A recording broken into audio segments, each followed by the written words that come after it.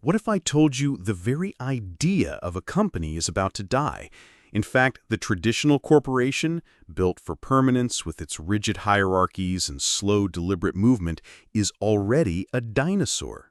And the AI-powered asteroid has just entered the atmosphere.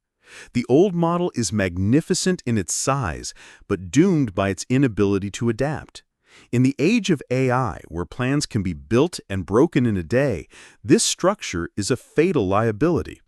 The enterprise of the future won't be a static fortress, it will be a dynamic fleet. It will be ephemeral, powerful, and project-based. This is the Hollywood model. Think about how a blockbuster movie gets made. A visionary director doesn't keep a permanent staff of thousands of artists. Instead, for a single mission, they assemble an elite, hand-picked team. A world-class cinematographer, a genius composer, a masterful editor. This temporary mastermind of incredible talent comes together, creates the film with intense, focused effort, and then disbands to await the next great project. This is precisely the future of business. But here is where it gets supercharged. In this new model, a visionary leader will assemble an alliance of human mission leaders, but they won't arrive alone.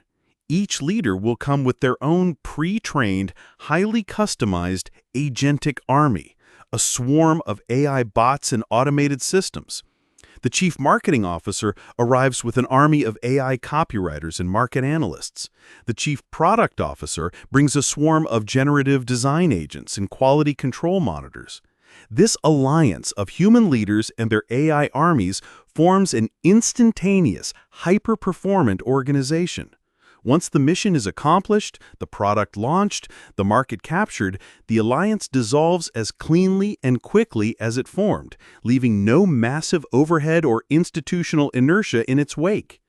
This isn't a fantasy, it's the logical conclusion of a world where speed and adaptability are the only things that matter.